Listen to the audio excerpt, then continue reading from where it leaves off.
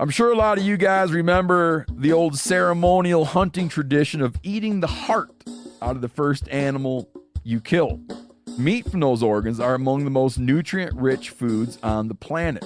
You can get those same benefits your ancestors craved via convenient daily capsules from Heart and Soil. Find out more at heartandsoil.co. And remember, use code MeatEater for 10% off your purchase. There's nothing like snook hook sets at dawn or catching a tarpon in the moonlight. Find your next fishing trip made easy on fishingbooker.com and experience the magic of the Sunshine State or any other destination on your fishing bucket list. Book a blue water adventure in search of sailfish or go snapper fishing with the kids. With over 6,000 captains and trips to choose from, planning your next one just got a whole lot easier. Download the Fishing Booker app on the Google Play or App Store or visit them online at fishingbooker.com to book your trip today.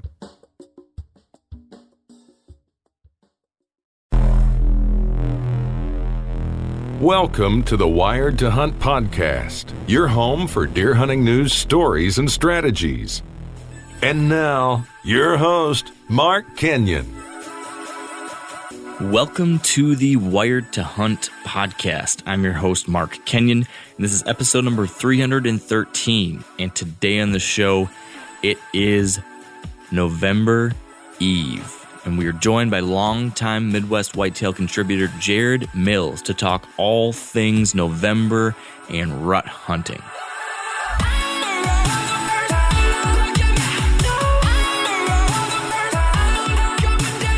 All right, welcome to another episode of the Wired to Hunt podcast brought to you by Onyx. And today in the show, we are preparing for the Whitetail Rut. It's the Super Bowl of our season. It's sweet, sweet November. My juices are flowing, Dan. Are yours? Are you feeling this? Yeah, man. It's kind of weird. I have this calm feeling as opposed to in years past. I think that's got to be age. Yeah, maybe. I won't disagree with you. I mean, a lot's changed over the past 5 to 10 years in the way I approach things. An inner calm. You're kind of zen. You're kind of zen these days, Mr. Johnson. That's what I think's happening. Yeah. Or it could be like brain damage. It's probably brain damage. Lack of sleep, maybe too. Kids. Yeah. Kids. Exactly. Yeah. Exactly. But I'm still young and youthful and full of vibrancy. so I'm excited for the rut.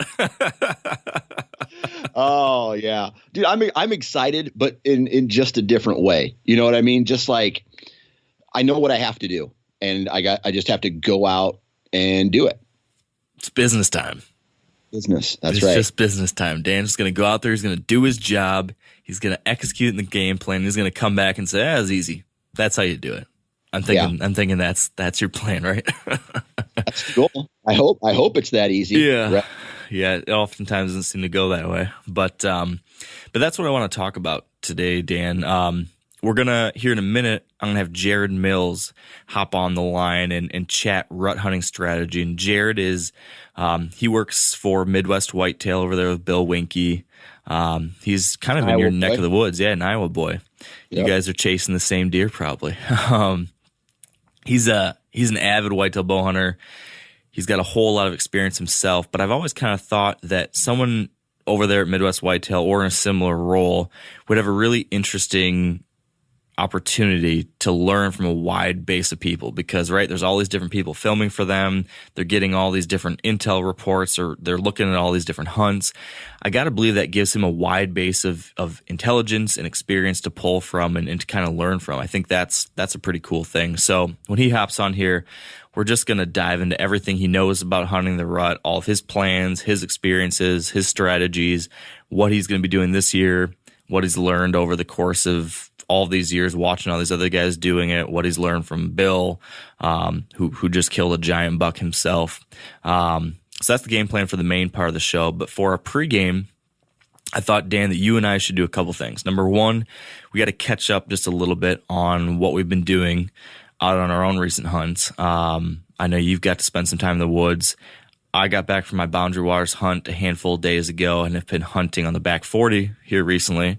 And then I want to talk a lot about our rut hunting plans ourselves, what our rutcation strategies are, what we're doing, how we're going to get it done. So that's what I got in store. Do you think that'll work?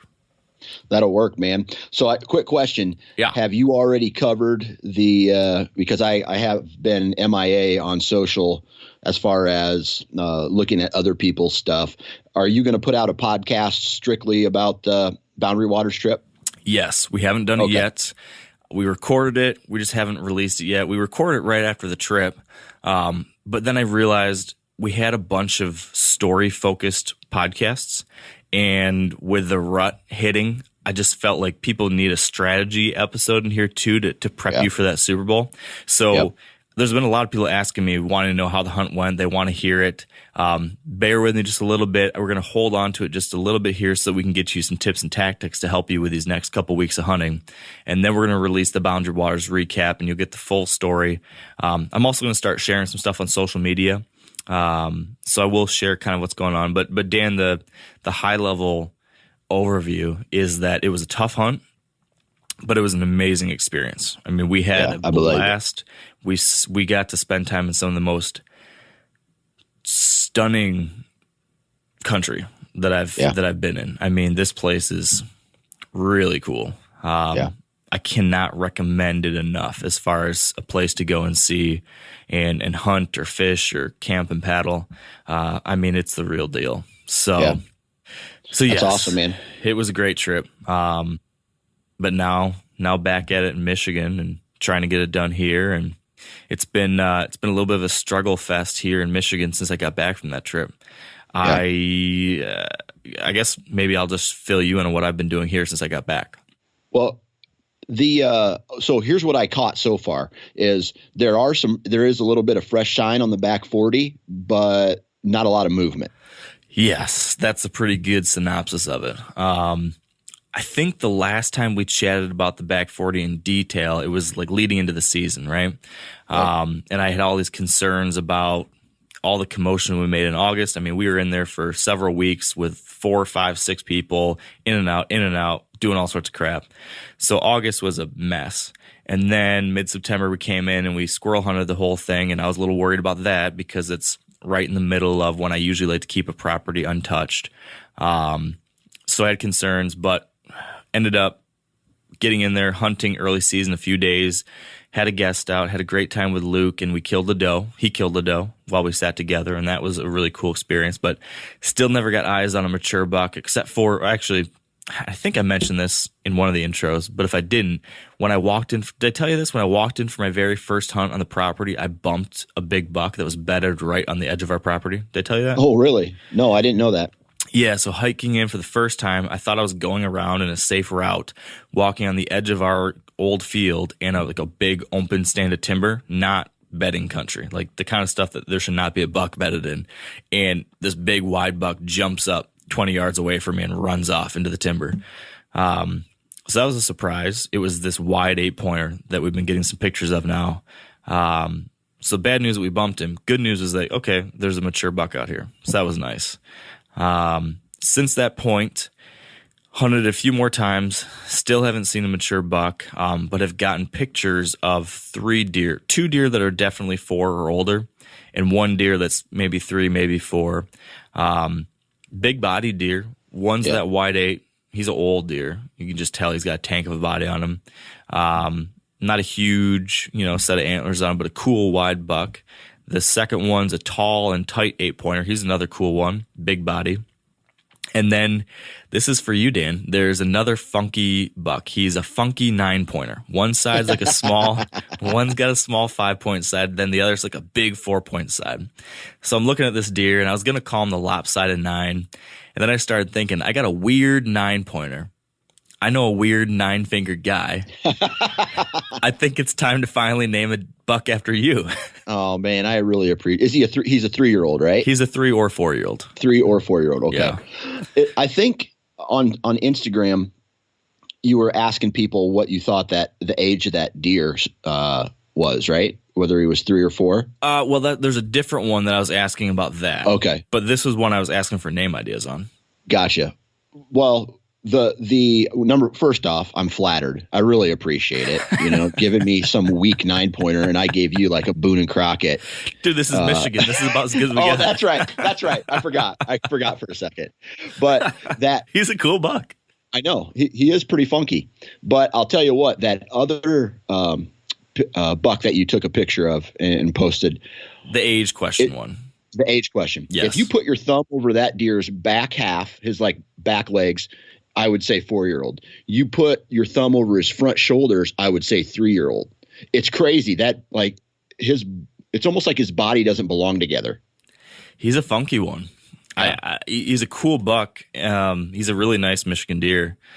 And that's that one I don't know what I'm going to do, because in the summer I was seeing him, out in the bean fields, and I was like, he's probably a 3-year-old. And then I started looking at the fall pictures of him, and a couple of the pictures, he looks like he's got a tank of a body. I'm like, geez, that doesn't look like a 3-year-old to me. So I don't know. That's not on the back 40. That one's on the same property where Tran is. So okay.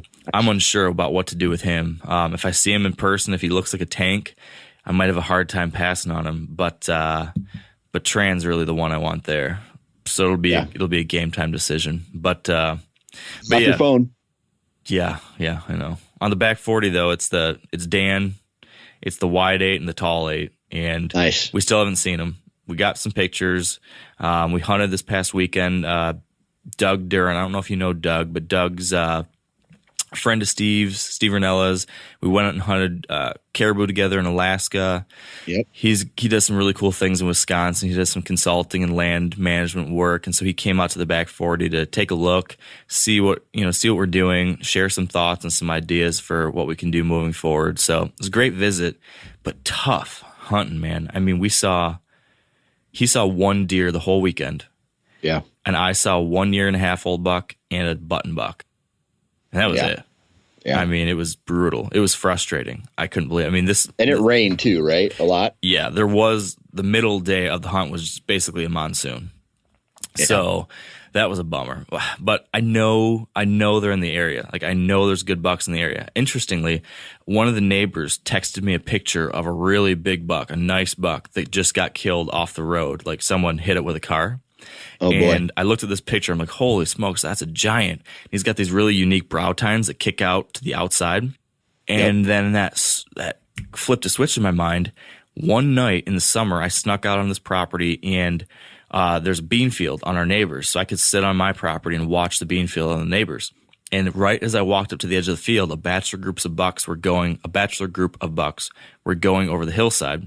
And I pulled up the camera and just caught a several second glimpse of this buck going over the hill, and it was that deer. I went and watched that video clip again, and it was that buck that just got killed by a car. So that's a bummer. One of the local big mature bucks got smoked, and he was bigger than I realized. So I know they're around. Just hasn't worked out on the farm yet, but we're going to start back again in November. I'll be back out there again, and I got to believe something will come through at that point. So that's what's going on in the back 40. And then nocturnal? Are they still nocturnal? Mostly. There's been a few edge of daylight pictures by the wide 8-pointer. Actually, some movement early in the month. But recently, that wide 8 has been coming into bed, it looks like, past one of my cameras just at daylight or just before it. So I think he's bedding in that area I've been talking about called the honey hole. This really cool zone on a ridge system with a bunch of cedars and native prairie grasses. So I think he's in there a decent amount of time. So when I get back out there in a handful of days, I'm going to hit that area hard. So I'm excited to see what goes on there. But then on the other spots, on the main Michigan property, Tran's there. I hunted once for him, took a stab after him after the Boundary Waters hunt. Been getting some more pictures of him on the edges of daylight, not quite moving in daylight. So took a stab, pushed in deeper into the property, closer to where I think he beds, and did a hang and hunt. Didn't see much at all. But starting tonight, I'm going to get back after him. I've got the next 5-6 days to hunt that property. So I'm excited to start the cat and mouse with him now in earnest. So to super high level, that's kind of what's been going on here. Boundary waters, a little bit of time on the back 40. Now I'm going to be hunting the other farm for a few days. We can talk. I can how share. How are you going to manage this? I mean, how are you going to manage your time between your home farm and the properties that you have closer to where you live, and then the back 40? So it's kind of it's kind of just locked in stone with the camera crew schedule. So basically, we had to schedule when the camera crew can come out and film stuff on the back 40. And, we're having different guests come out now for some hunts on the property too. So that's just kind of scheduled. So, when those dates come, I have to go and I have to hunt the back 40 on those dates. And when they're not here, then I can hunt my other spots. In a perfect world, I wish that, we had a camera crew that was here that could just, when the conditions are right or when intel tells me I should be hunting the back 40, I could just go and do it. And then when the conditions are right on my other spots, I could go hunt those spots. That's just not the case. So I'm kind of stuck hunting at certain times based off of the schedule, which is, it is what it is. So you're not going to hunt without a camera guy this year, or you're going to have a camera guy the whole time? On the back 40. On the back 40, okay. So anything on the back 40 is filmed for that show. All the other stuff is just me doing my own thing. So that's the case. So I've got, 5 or 6 days now on my own where I can hunt my regular spots. And then the camera crew comes back, and then we've got like a 7-day period or something like that. That's all back 40. And then I'll have another 6 days to hunt on my other spots on my own before gun season. So I've got 2 5 or 6 day windows to try to kill Tran on my own. And then that big back 40 chunk in the middle. Gotcha. So we'll see. Gotcha. I mean, I wish I had the flexibility to be able to hit it when you need to, you know how that is. Some days you want to be here. Some days you want to be there. Some days the wind are right for this zone. Some days the wind's right for the other. That would be like the best way to hunt this. But that's just kind of part of it. It's a new thing. It's a cool opportunity to be able to share that hunt. And so I try to focus on the positive and not the potentially negative. But I'd be lying if I didn't tell you I stress about, how the hunt's going to go, and the fact that we haven't seen a single decent buck while hunting yet on the farm. I know they're around. It's just hard to have, 4 guys walking in and out of a place like this, and camera crews walking around, and that's just a whole new thing for me that adds an interesting wrench in the system, Well, I mean, that's out of your control, right? So why stress about it if it's out of your control? It is what it is, and it's nothing I can complain about because it's a cool thing. Like, it's awesome to be able to share that story. But you know me, I'm always going to be stressing about trying to make these hunts work out. I want to have a great hunt. I want to see some mature deer. I want, like we all do, I want to have a big buck on the ground, right? Right. So I'm inevitably going to worry a little, but I'm trying to channel my inner Dan Johnson, trying to channel that old man zen, and just let it roll, let it roll. So that's at a high level what I've got going on. We can talk a little bit more tactic maybe later, but what about you? You've got your rutcation coming up soon. You just finished a nice long weekend of hunting. What is happening in Iowa right now? Yeah, man. So I just got off of a Friday, Saturday morning, Saturday night, Friday or Sunday morning hunt. And basically I wanted to get out there and get into a couple real tight spots, make sure there was a tree stand in there. So I went in, hung a stand, and then I'll just let it sit there for the rest of the rut, right? Let's see, I hunted Friday night close to home. All I wanted to do was shoot a doe, and I ended up stumbling upon this rub line that I could see 9 different rubs from my tree stand, and they weren't small. They weren't these little like finger size rubs. They were like the size of my calf, and I'm just like, Jesus, what like. I'm glad I know about this spot now, so I could probably come back here and check it out, if things aren't going right on my main farm. But really all I wanted to do was kill a doe this weekend, and obviously that didn't happen. Easier said than done. But I just wanted to basically prepare myself for the next however many weeks, right? So I went and set up a couple tree stands, set up a couple trail cameras, moved some trail cameras around, checked some trail cameras, and just wanted to go into the next week prepared and with a little bit more intel so that I could, just try to get it done again. So let's talk about the plan moving forward. You mentioned checking those trail cameras. We just texted a little bit about some intel you've gotten. Can we talk about your game plan and what the trail cameras are telling you? Yeah, man. So right now I got 2 pictures other than one like 2 or 3 weeks ago, right? The daylight one I sent you, that was from like 3 weeks ago, right? So that intel's great to have for next year, but doesn't really mean much this year. Both bucks are still nocturnal right now. The two of the 3 that I have on the hit list are here. They're on the farm, which is good, right? But they're nocturnal. And let's really quickly recap. These 3 bucks are which 3? Gnarly Charlie, Spencer Newharth, and Dork. Dork is the one who he's I like don't expect. 17 years old. Right. He's he's 9 this year. Dude, he's been, as long as this podcast has been on the air, we've been talking about right? Dork. That is crazy. Yeah, I know. I don't know where he lives, straight up. I mean, I could just, there's only 2 trail cameras that he has shown up on the entire time I've known him. And then when the season hits, he relocates. So if I see him, it will be awesome. If I don't, whatever. The legend lives on. The legend lives on, right? But Gnarly Charlie and Spencer Newharth are close to the same areas that they were, or they're in the same zone, I guess, that they were last year. So just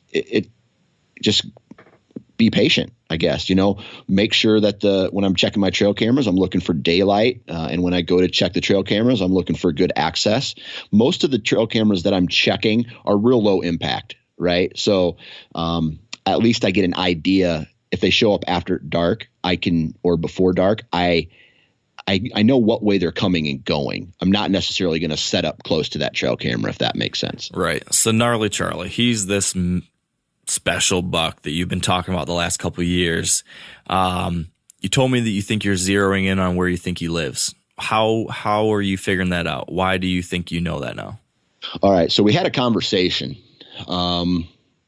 It was this summer, right? I believe. Yeah. Where I said, I'm going to basically triangulate his position with all the trail camera data that I have of him. Every spot that I have a trail camera picture, I'm going to put that on a map, and then I'm going to take a line and I'm going to connect all the dots. Yep. And then I'm going to remove all the inner lines and everything within that. I guess it really does look like a triangle, is where I feel that I'm going to have the best shot at killing him.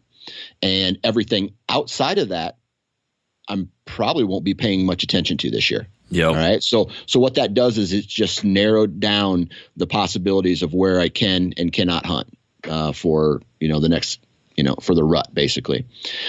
Or any terrain features leading, like major terrain features like big ridges, spur ridges, draws, drainages, whatever, big edge that lead into that. He's probably outside of that triangle, but, coming and going, through specific terrain features. So I think like that's just where I'm gonna start. Just move in and based off wind direction and access routes, work my way into these areas and just hunt real smart as to not blow anything out. Look for doe groups and maybe even set up like I'm trying to hunt these doe groups and just see what comes through. Look for fresh sign, which is crazy. There was hardly any active scrapes on my farm. That's surprising. Yeah. But the bucks are there because I got trail camera pictures of them. Yeah. You know what I mean? So just like, it's like they've stopped they're not even scraping. I mean, even places where there's a scrape last year, every 5 feet, nothing this year. Why would that be? I don't know. Maybe they're just laying the sign down in different places. Right. Or they got to be doing it somewhere. I can't believe they're not. Exactly. It's really weird. So, and I don't typically hunt on field edges anyway. Very rarely. I mean, I will every once in a while, but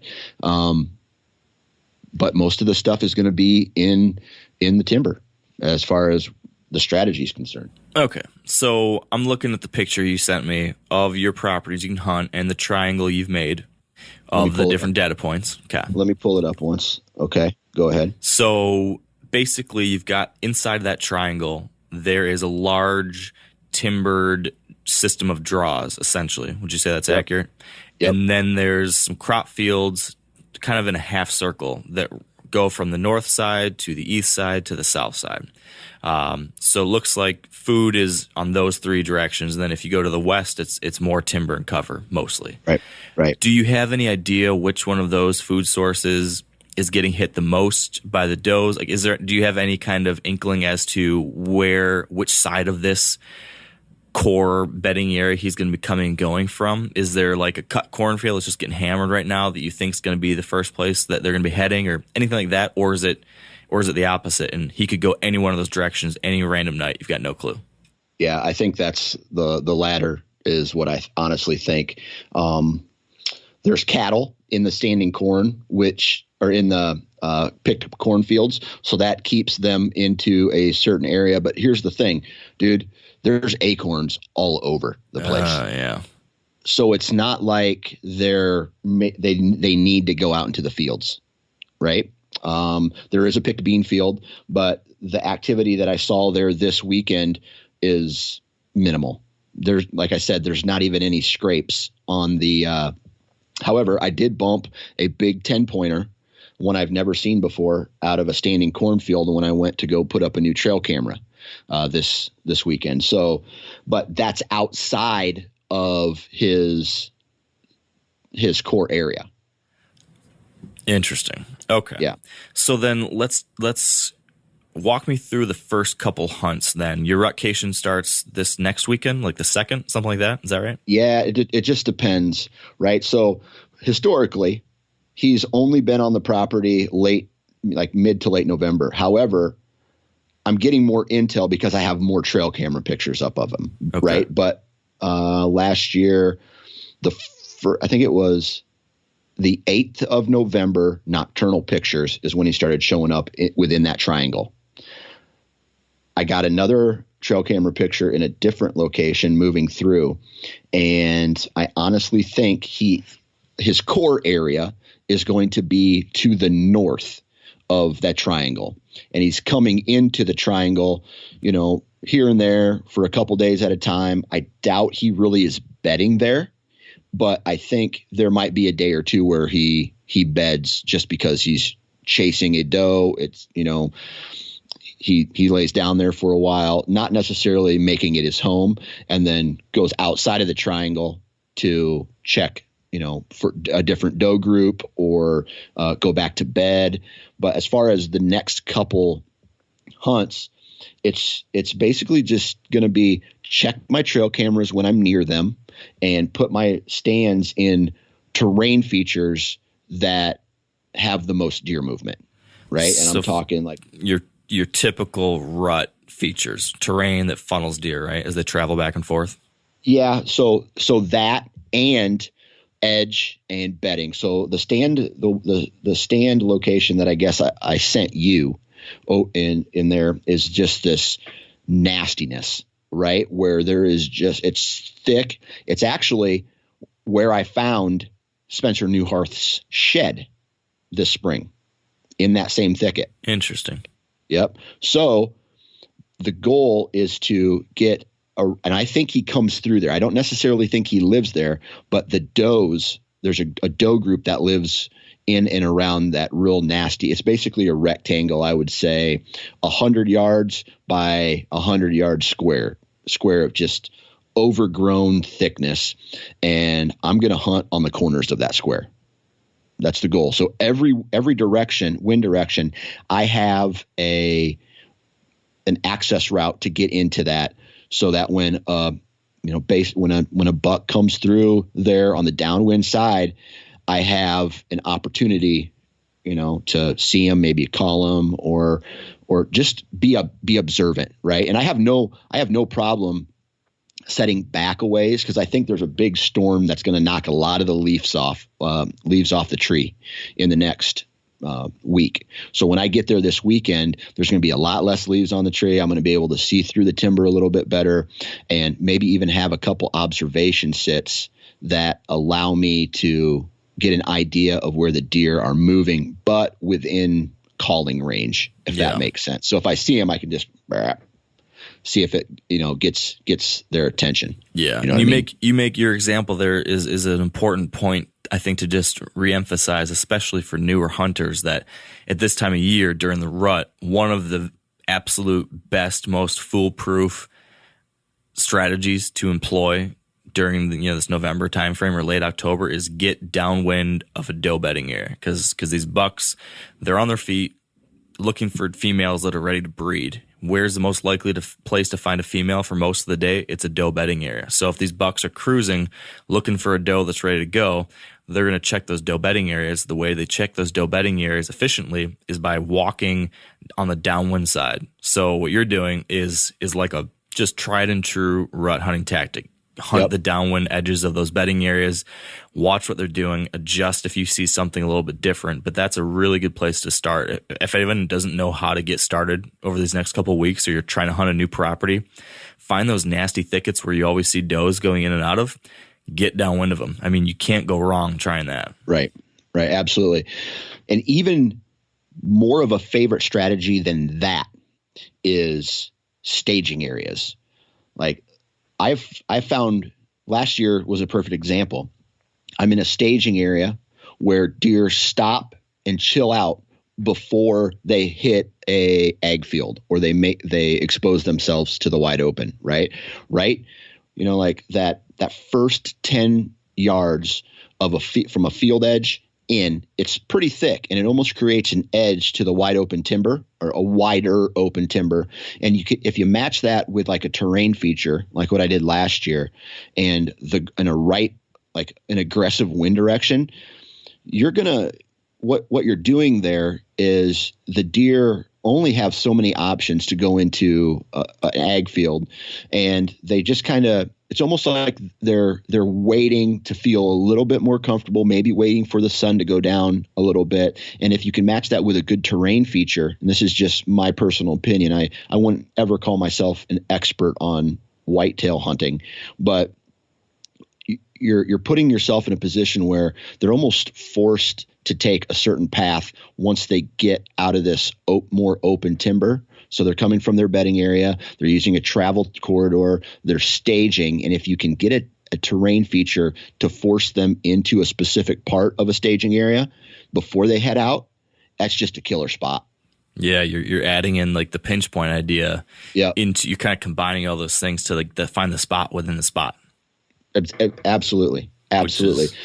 And that's tough for, let's say, a new guy. Like, for example, I had a guy reach out to me on Instagram today, said he's not new to hunting, but he's new to bow hunting. And he's like, dude, give me some insight. And that's a big step. It's a big step to go from gun hunting to bow hunting. Right. Just be observant and think about it. You can't just say, I'm going to be a bow hunter and I want to go kill a big buck or a mature buck or whatever. You just have to take these baby steps and keep your eyes open, your ears open, and your brain open, so that when all these things that you've learned over the years or you've talked about, it's like, holy cow, here's some edge. Oh my God, there's a terrain feature. I better put a tree stand here. And then I hope that in your real life, when you're out there hunting, you see these things, that there's this inner dialogue going on and that you sound just like that. I hope your walk through it was like, oh my God, I should put a tree stand here. Dude, it was funny today. I was checking a trail camera And so it was right off this fence crossing on a big pinch point, like the big pinch is what I call it, right? A cattle pasture meets a big bend in a creek, and then there's a huge drop off that nothing goes up or down, That and it sounds creates good. a big pinch point. Well, I walked into it just a little bit after I checked the trail camera, and remember a couple years ago when they logged it, Yes. and then it got so. A certain part of this ridge got thick, and there's a main trail and a couple small rubs that are going around it, which the trail got altered because the treetop was still there. So now they're going a little bit further north of or down the ridge to come around this big deadfall.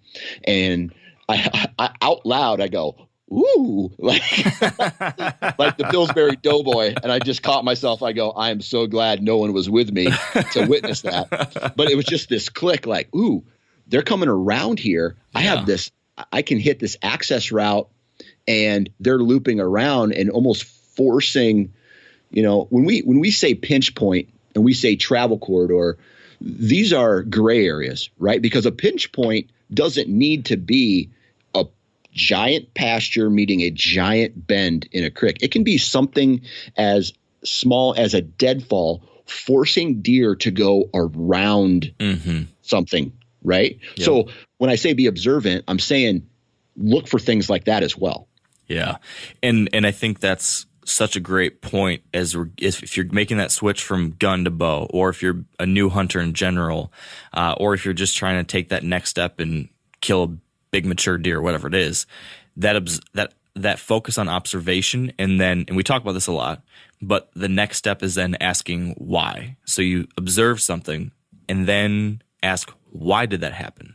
And then try to figure that out. And when you start answering that question for yourself based off of your observations and a little bit of, detective work, that's when you start connecting the dots. And then I think if you do that over the next couple of weeks, you start observing a lot, thinking about why the deer are doing what they're doing, and then adjusting to that, you're putting yourself in a good position to have success during the rut. I mean, focus on those doe bedding areas. Focus on these different terrain features or cover features that push deer into smaller areas, pinch points, funnels. Those bucks are on their feet moving, trying to find does. Find where they get concentrated.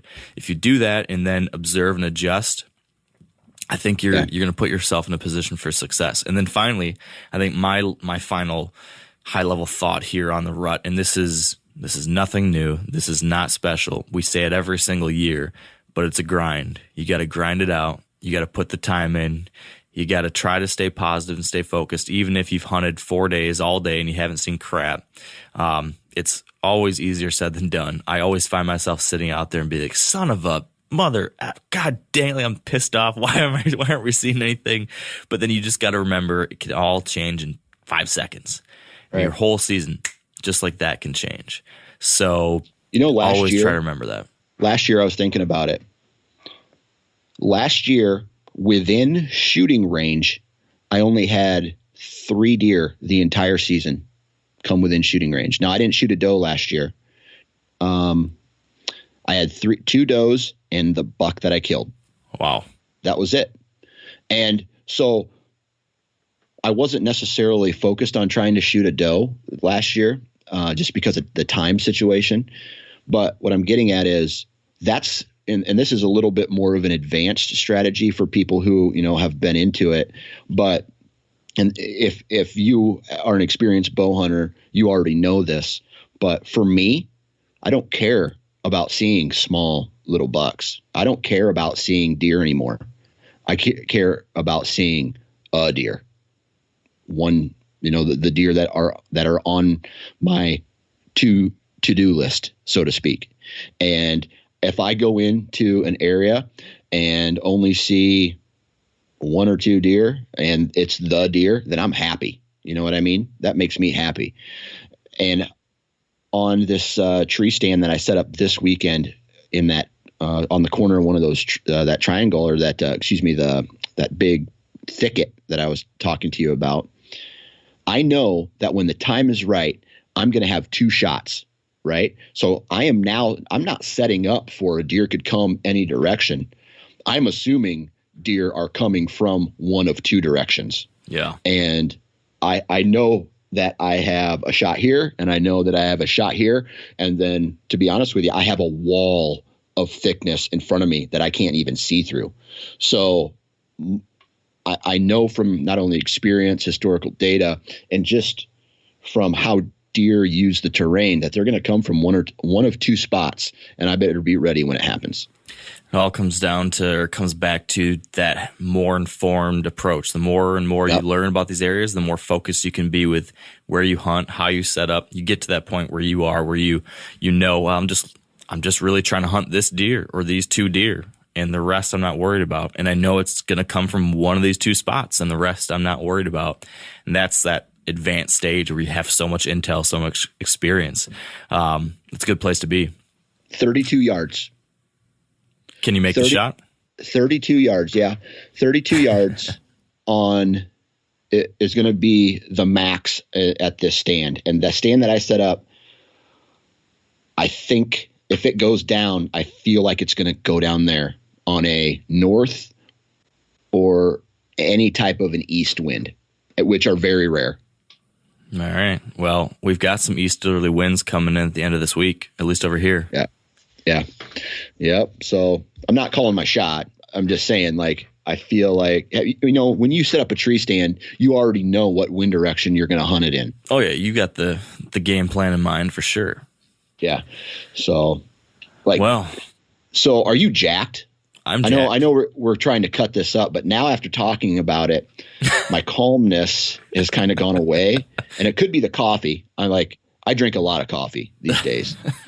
And I think it could be the coffee mixed with me talking about it now is starting to get me choo-choo, choo-choo, Yeah, buddy. I am really excited, particularly because I just got word from a friend that Tran was spotted moving in daylight right in my neck of the woods last night, right where I can hunt. So I'm going in after him tonight. Gonna try to get that pre-rut special on old Mr. Tran. He is a stud of an 8-pointer. So last question I have for you. How's Furter doing these days? You know what? Furter's disappointing me, Dan. Uh-oh. He posted on Instagram the other day, and I'm really excited. He's up at 5:30 a.m. I'm like, all right, the guy's getting off his tail and doing some hunting. Good for him. I'm proud of him. We got access to a new property this year that we're sharing, and I haven't been out there yet just because I've got these other things going on. This is the best spot he has to deer hunt, so I was really excited. He's going to hunt that hard and learn it and stuff, and he's only been out there once all season. So it's 5:30 a.m. I see him posting he's heading out to hunt. I'm jacked. All right. The guy's going to go out there and get it done. He's going to check the cameras, pumped. The next picture he posts, I saw it. He's duck hunting. That son of a bitch. He's out there duck hunting, and I'm like, dude, get after the bucks. You got to get after the bucks. Does Furter have any Iowa points? I think he bought 1 point, and he was talking about trying to buy some more, and I don't know if he ever continued, but I know he at least got one. What, you think he needs to come out and experience the Iowa magic? Well, I don't know. Like, there's part of me that's like, hey, get into Iowa Point, come to Iowa, and then I'll have some guys take him duck hunting. Come on, man. I mean, is he a big duck hunter? Is he a big duck hunter? I don't understand. No, he's never duck hunted before. This is his first time. Oh, okay. So just something to do that was different. Yeah, and I get it. It looks like fun. So I just kid. It's great. He got out there, had a good time. But I really was hoping he was going to shoot a big giant buck and text me a picture of that. So yeah, right. One of these days, Dan, if we give him enough crap, he'll get his stuff in order and get out there and chase the whitetails. Hey, I have an idea. Yeah. Let's make a T-shirt that says something like "I know Furter" and have a picture of his face on it, and then sell it and donate all the money to charity. I think it's a great idea. Do you think anybody would buy it though? Shit, yeah, I'd buy it. I know Furter, and I know Furter shirt. I think that would be money. Oh my God. Okay. If anyone has the design skills. How many people listen to this podcast? Many tens of thousands. Right. All right. So if we sell them for $20 and only 5,000 people buy them, right? And then we give give all the money that we make from it to some charity, man, that's a lot of money. I mean, that would be a lot of money. If someone could find a picture of Furter online, and what I'm envisioning is kind of, do you remember the image of President Obama when he was running for office originally? It's like kind of the drawing. Yes, the hope picture. So imagine like Josh's face, Furter's face, like that on a T-shirt. If somebody can do that and is willing to let us use that image, you know a guy who can make T-shirts, right, Dan? I do. Mr. Czar might be able to help us do something like that. Yes. That's a funny idea. If we can actually get that, I would be all about it. I mean, we should probably donate to QDMA since that's where Furter works. Hey, done. That'd be a good idea. Done. Let's make some money. I know we're talking about the rut here and all this stuff, but at the same time, right, we have to be responsible hunters and give back, and the QDMA, right, and talk about conservation a little bit. And this is the perfect way to do it. Signed, sealed, delivered. Do we have to get like a waiver for Furter to sign, or do we just like treat him as, He's a piece of meat, man. Yeah, he's a piece of meat. He's just a piece of meat. We're not even going to tell him. All right, let's see what we can do. Let's do it. All right. And I think with that, let's wrap up the intro. We're going to get Jared on here in a minute to talk more about what he thinks about hunting the rut. But until then, Dan, I wish you all of the deer hunting luck in the world. Same to you, brother. Let's get it done. Let's have the rut of our lives. Now, a lot of you guys are familiar with the old hunting tradition of eating, some organ, the heart or a chunk of liver off the first animal you kill. I had that when I was a little kid, and it was a big deal. Organ meats were always prized by frontier people who knew the importance of getting a lot of different minerals and nutrients. And as often is the case, those guys were onto something, because organs are among the most nutrient-rich foods on the planet. And you can get the same benefits your ancestors craved via convenient daily capsules from Heart and Soil, made exclusively from regeneratively raised, grass-fed, and finished cattle. Heart and Soil's unique freeze-drying process means all those important nutrients are trapped in, ensuring you experience every one of the benefits of nature's superfood in a clean, convenient, taste-free capsule. Find out more at heartandsoil.co. And make sure to use code MeatEater for 10% off your purchase. That's heartandsoil.co. Use the code MeatEater. You ever get that feeling you're stuck inside staring at screens and a primal urge kicks in? You crave wide open spaces, fresh air, the chance to connect with the land? Well, maybe it's time to find your own piece of the wild. But searching for property can be a maze. That's where Land.com comes in. They got millions of listings across the country, from mountain ranches to hidden fishing holes. Their search tools are like a seasoned guide helping you narrow down what you want. Land.com isn't just about buying and selling. It's about finding a place to hunt, fish, explore, or simply sit by a campfire and listen to the crickets. So head over to Land.com today to turn one day into today, because trust me, there's nothing quite like the feeling of standing on your own piece of earth.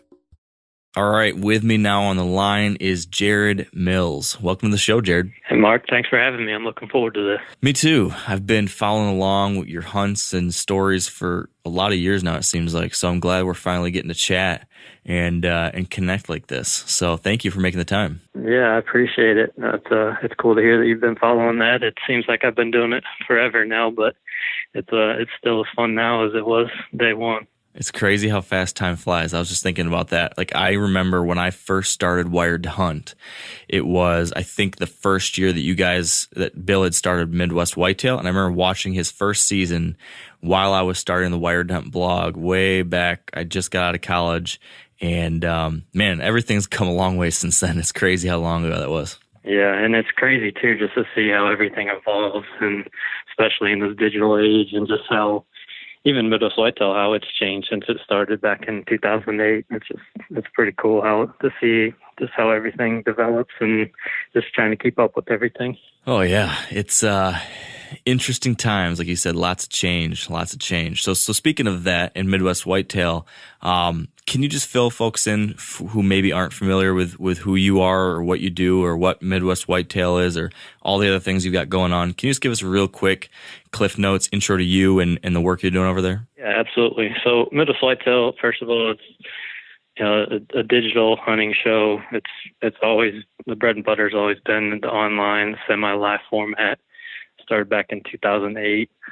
I joined Midwest Whitetail as an intern in 2010 and then became full-time with them for a little while working for Bill. And then I kind of did some other things as full-time job in between, some sales jobs. But I always continued to produce Midwest Whitetail from my house. And recently got back into the hunting industry full-time. And now, as of earlier this year, I have a production company called 41 North Media, and we produce a number of different hunting shows, deer, turkey, a little bit of everything. And Midwest Whitetail is one of those shows we produce. So it's me and 3 other full-time guys, and we have currently 6 interns right now as well. So this is no doubt our busy time of year. It's just nonstop video production every day, late nights, especially when we're all trying to hunt each day too. But yeah. It's fun. It's pretty cool to just take stuff we're filming it, take it from concept and see it through on the production side. And it's fun to produce a lot of shows for companies like Realtree and Cabela's and some other names, just to kind of stay connected and get to work on some pretty cool projects. So that's what I've been up to. I've been, like I said, with Midwest Whitetail. I'm still filming for Midwest Whitetail. I think this is my 9th or 10th year doing it. We're getting old. We're getting old, Jared. That is the truth. I feel it too. Yeah. I really like the fact though that you guys have done such a good job of getting stuff out fast. Like you guys are probably the best, if not, one of the best at getting really close to real-time updates out, your blog, the video blogs, almost daily updates.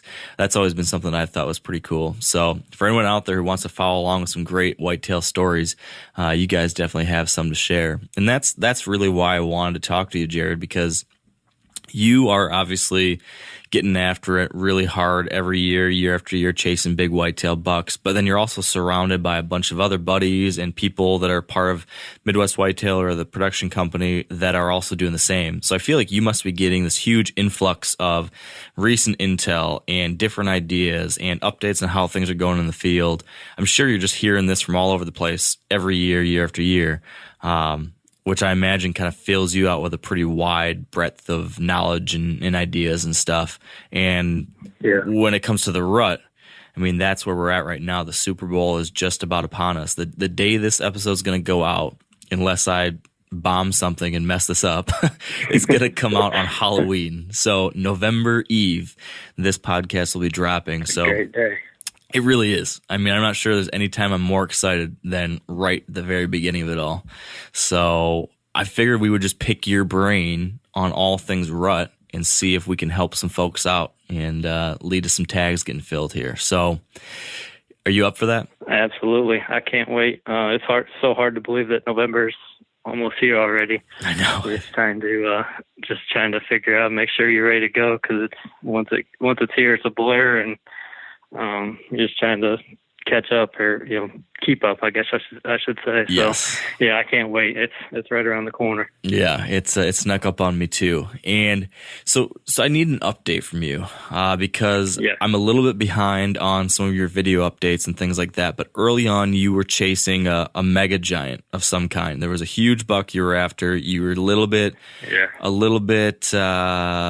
careful about how much you were going to share, because there's a lot of other guys after it. And I could really relate to that, because last year I had a buck that was not a buck that you usually see in Michigan. And I was hunting this deer it would have really turned some heads. And so I was kind of nervous to talk too much about it too. So I waited until after I killed him. And then after I killed him, then I showed pictures and stuff. So your story was like, oh yeah, I know how that feels. So I'm curious. Can you give us an update on the giant? Is he still alive? Did someone get him?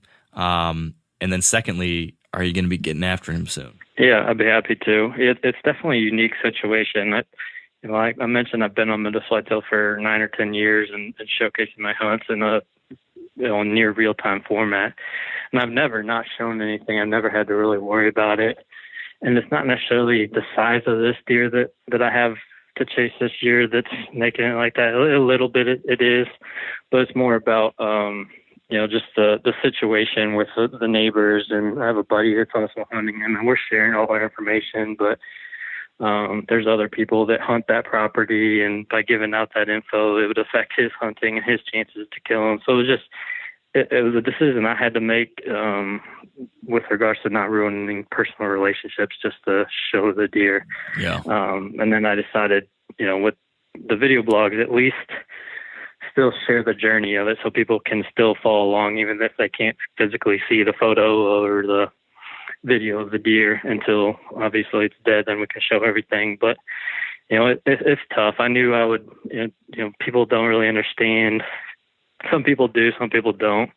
They've come to expect to see everything on the show, and I get that too. It's just kind of a unique situation. If it was anything different, I would love to just show everything as it happens. So it's been kind of interesting in that regard. But yes, I am still hunting him. I've had actually 4 encounters with him now. Whoa. Three on camera. One, we didn't get any footage of him, but the most recent one was within the last week. I thought I had him. He was walking straight to us about 50, 60 yards, and a couple of does actually intercepted him. They were coming down a different trail, and he saw or smelled them and went their direction and never came back. Ugh.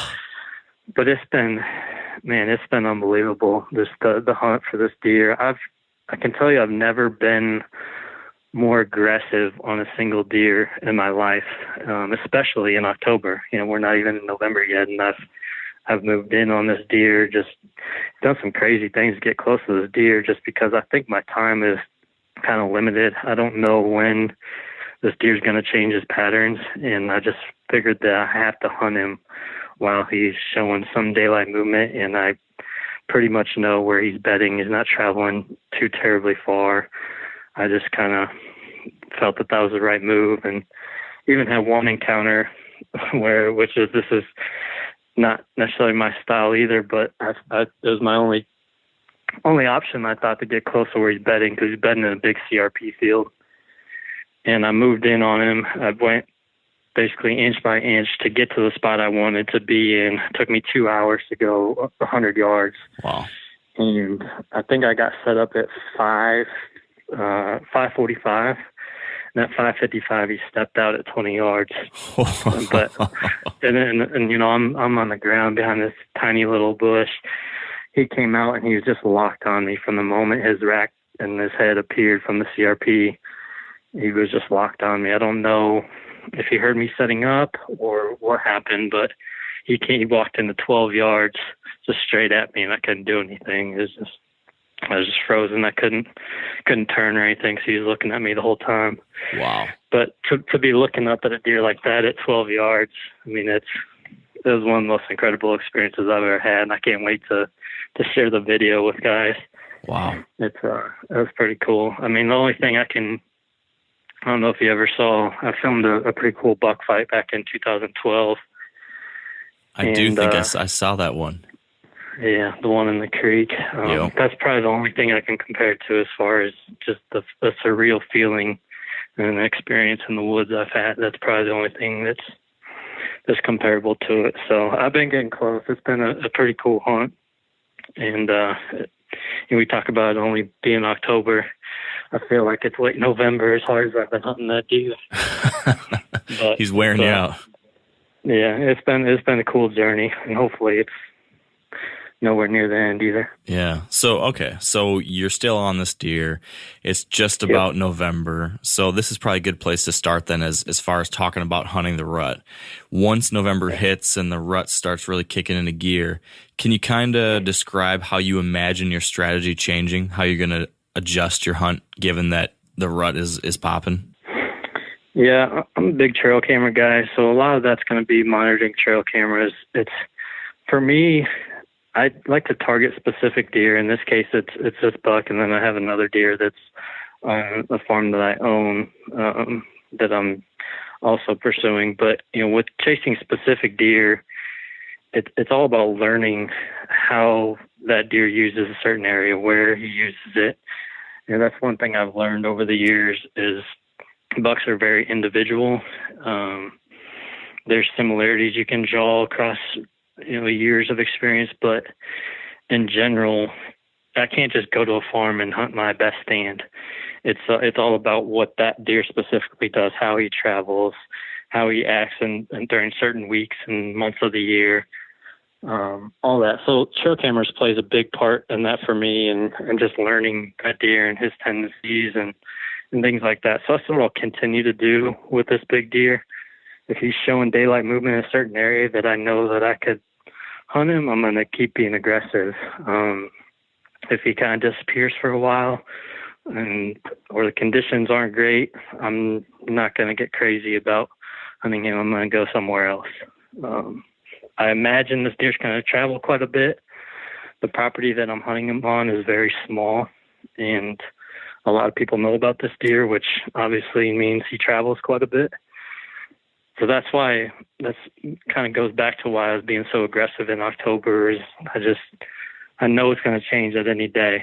And he's just 100 yards away from jumping the fence and being shot by someone else, or, anything can happen. So it's just about monitoring trail cameras and really just figuring out how he changes his patterns and adjusting to that.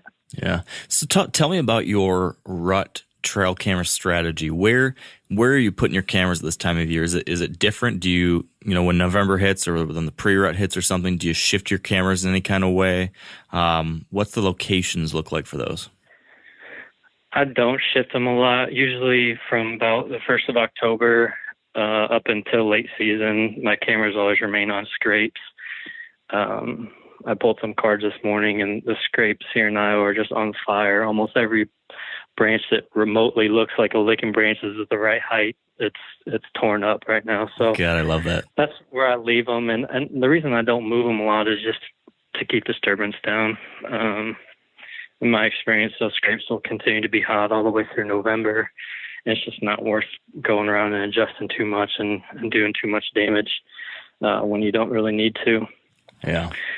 But yeah, and then, with trail cameras specifically is a little bit off topic, but I like to try to have as many elements as possible when setting up a camera. So I usually have a scrape, but it's also usually on an intersection of trails or the edge of a field or something like that, where I get more than just the scrape activity. I get the travel routes and directions and stuff like that too. I want as much information from one single camera location as possible. Yeah, I like that.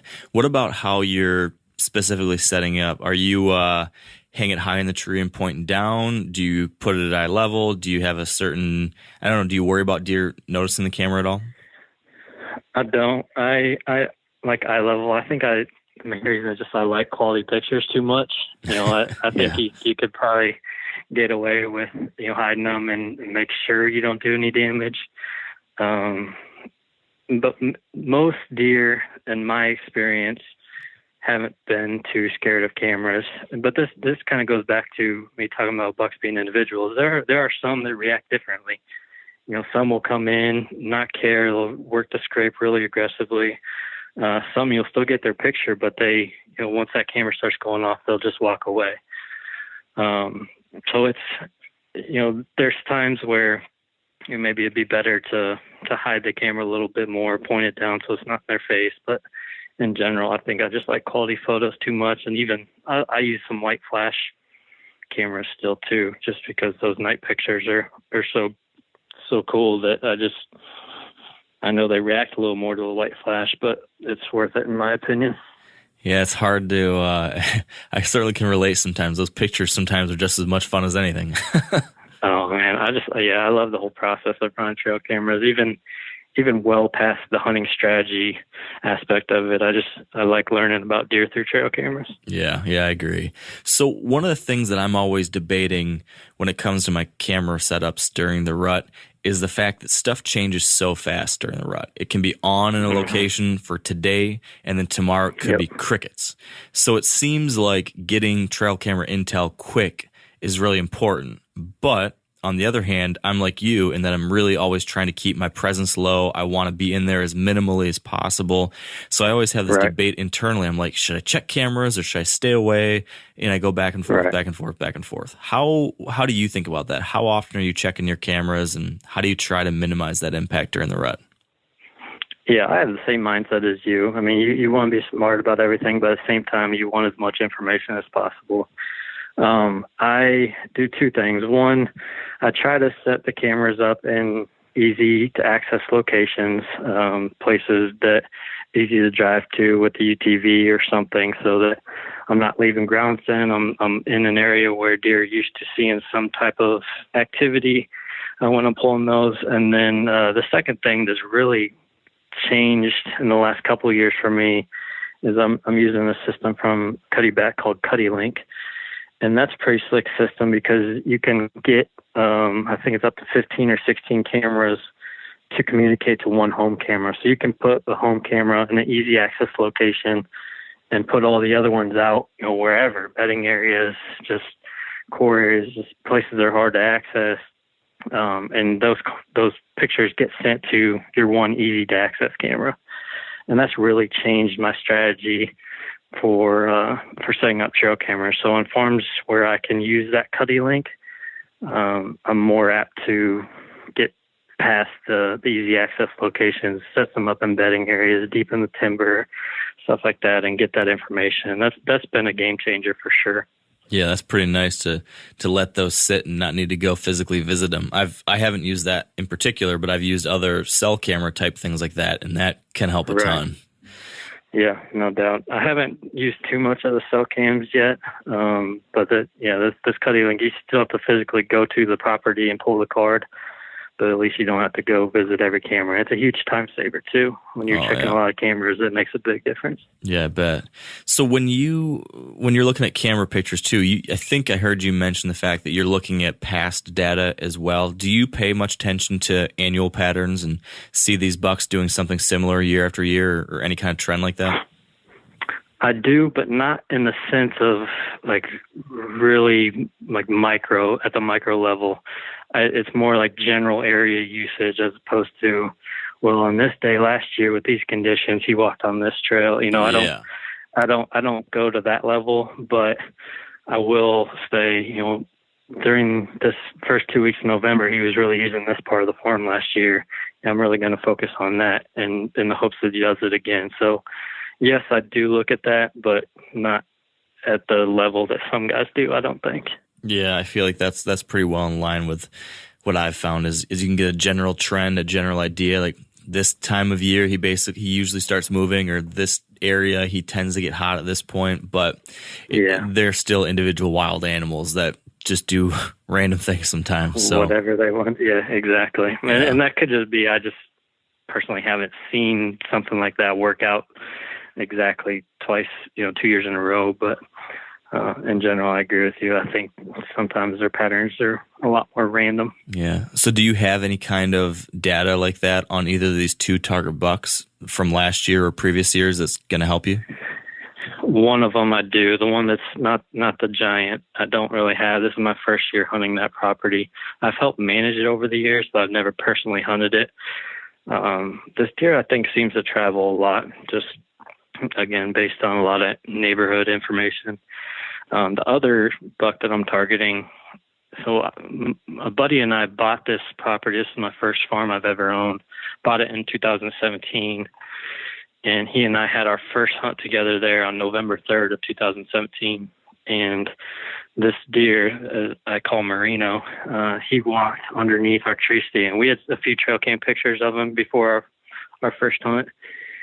And we kind of decided that not really knowing, not having history, we were going to pass this deer. Thought he's maybe 4.5 years old. He walked underneath our tree stand our very first hunt, like 15 minutes after getting set up. It was just the coolest experience on your first farm. I just achieved the lifelong dream of owning a property and have a deer like this walk underneath us. I mean,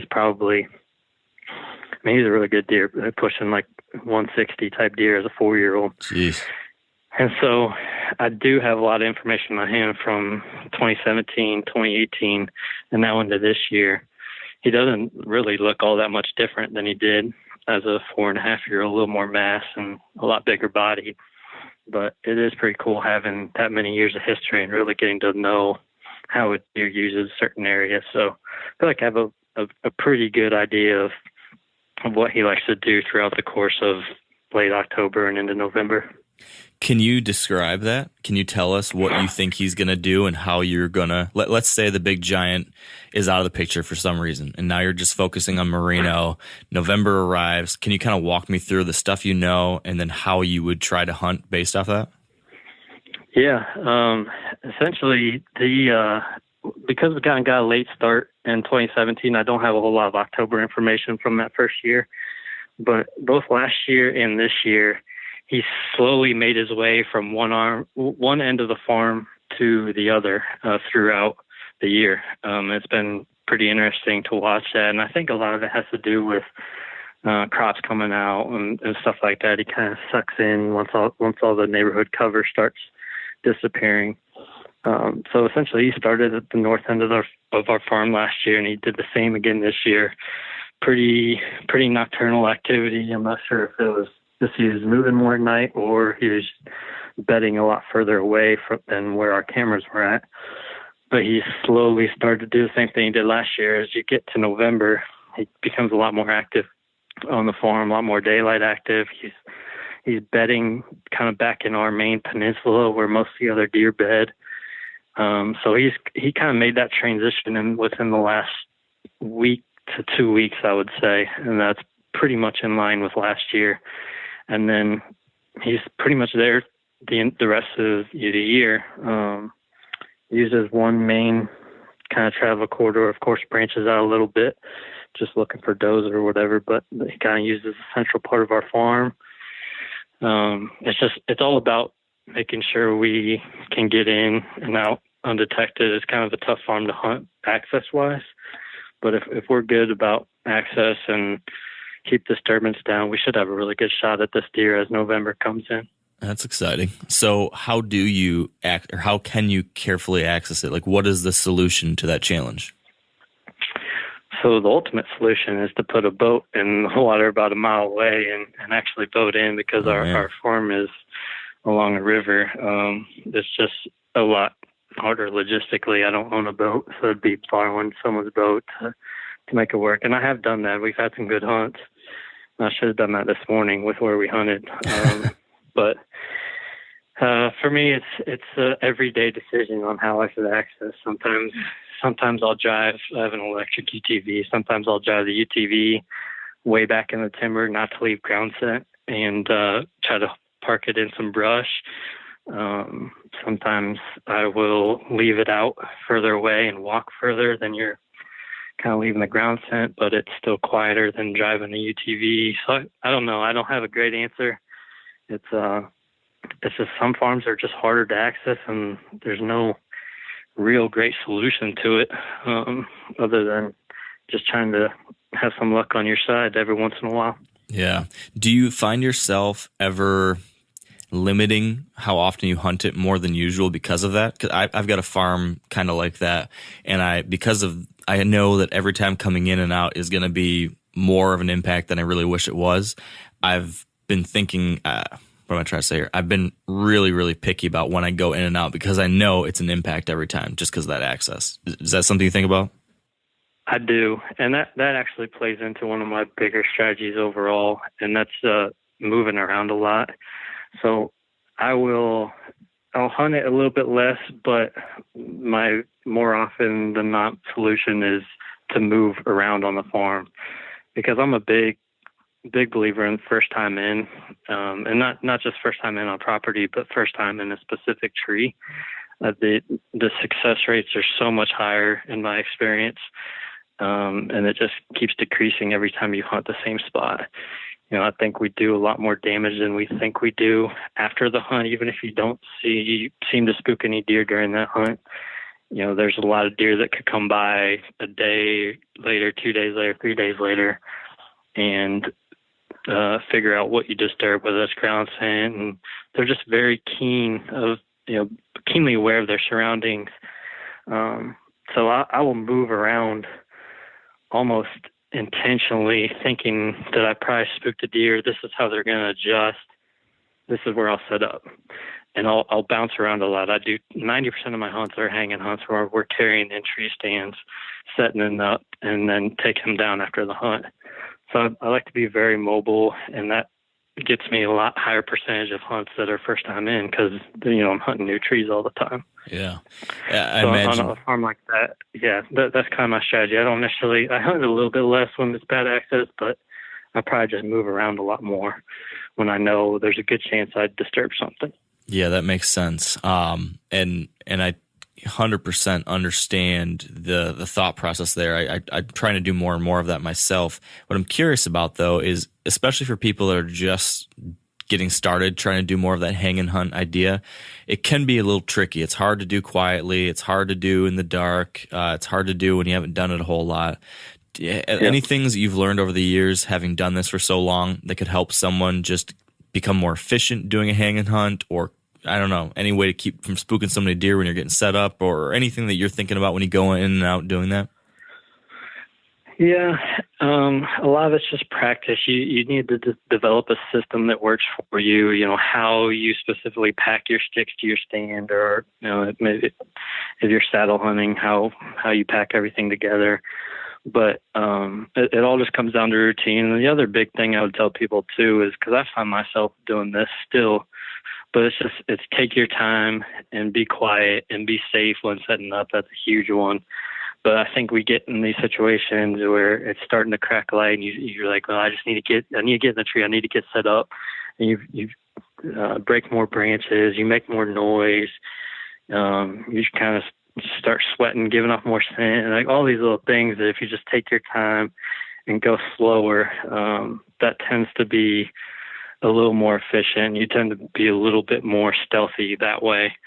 So kind of just telling yourself, take your time. I mean, there's no, you're going to do more damage by rushing than you are if you just take your time. And even if you get set up a little late, when I'm hanging and hunting in the dark in the morning, I like to get in there really early. I think we were walking into the woods almost 2.5 hours before the official sunrise time this morning. So I like to just give myself plenty of time. I'm not afraid to use a flashlight. I don't think it bothers the deer too much. I use a little red light so I can see what I'm stepping on, and so I can see, obviously, for hanging sticks in the stand. I think those are the main things. The biggest thing I'd tell guys that are just starting out on hanging hunting is just be safe. There's a lot more that can go wrong if you're hanging tree stands every hunt and taking down tree stands every hunt. Just always make sure you're connected to the tree. That's a big one that I like to push. Yeah, that's a very important point. Speaking of moving stands and hanging stands, every day or whatever, one of the dilemmas that I've found myself in quite a few times over the years is it's the rut, and I'm in a good rut location. One of those spots that should be good for this time of the year. Maybe I'm in some kind of pinch point, or maybe I'm downwind of a doe bedding area. The spots that just scream great rut location. So I'm set up there. But then I see a mature buck, maybe my target buck, and I see him go move somewhere else. And then you are sitting there thinking, okay, should I take advantage of that recent intel? I just saw him do something. Do I think he's going to do it again? Should I go move and get closer to the action? Or do I stay put where I know should be good for the rut, but I just saw the buck I want and he's somewhere else? Do you chase sightings like that, or will you stick it out for the day or something like that if you know you're in a good location? Like, I think the bigger picture question I'm asking is, how do you make adjustments during the rut? Is it all based off what you see, or do you stick to how the terrain should move deer and hope that they come through there eventually? I adjust way more often than I sit and hope that the spot works out based on me thinking it's a good spot. I adjust all the time, even if it's a matter of moving 30 yards, 40 yards. I do that all the time. I can think back to, and not just a specific deer. I'll watch generally how the deer move through a property, especially if I'm trying to learn a property I don't have a lot of years experience on. And that's kind of been my situation over the past 4 or 5 years. I've hunted a lot of different new farms, just losing permission, gaining permission, stuff like that. So, and it's a lot of fun learning a new property, but, it's a challenge too. And my biggest strategy is just learning and adjusting on the fly. So I'll have a hunt, observe whatever happens, and then I'll move based on what I saw that night or what cameras are telling me, of course, too. But more often I'm moving based on the actual sightings during hunts.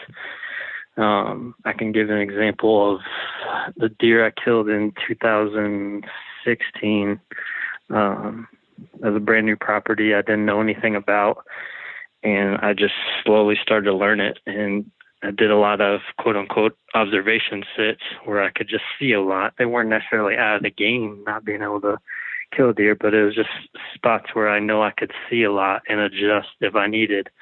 And every hunt I would move, and I'd move 50 yards one way, and just every hunt I would try something new. And eventually I found the spot where most of the deer seemed to be moving to in the mornings. It was a tiny little woodlot.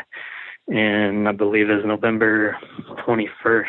I moved in there for a morning hunt, did a hang and hunt in the dark. And shortly after sunrise, I had a giant deer walk into 7 yards, and I killed him. And that I wouldn't have done that if it wasn't a constant adjusting game throughout those first 3 weeks of November. It just all the pieces led to that little woodlot, and that's where I killed that big deer. So to answer your question, I do adjust a lot, even if it's only a small distance, like I said, 25 or 30 yards. Sometimes that's enough to put you in the game, or at least give you that sighting to make the next move. Yeah, but man, that's like the hardest move for me. When you know you can, I'd see him if I stayed here, but you're right. I got to move that 20 yards to get a shot with a bow. Making that decision, at least for me, you're fighting a serious amount of lazy human nature. Like, I'm so close, but the details just matter so much when you're bow hunting these deer. And of course, there's situations where you should stay. I'm talking in general in my experience, but if there's situations where you've seen that buck in the spot you're already sitting before, he just happened to be, 50 yards away that day, then maybe I'm going to sit. If my past information tells me that buck is still moving here, I may not be quite as apt to move, but if not, then I would absolutely move. That's a good point. What about, and this is particularly relevant to the rut, what if it's November 3rd or 4th or 5th or somewhere in that early November period, and you see something, you observe a buck you're after, and it's in the morning? Would you move actually that day? If you saw something, then he moves off, would you get down right then and there, or get down at midday and make an adjustment right then? Or do you like to stick it out till the next day?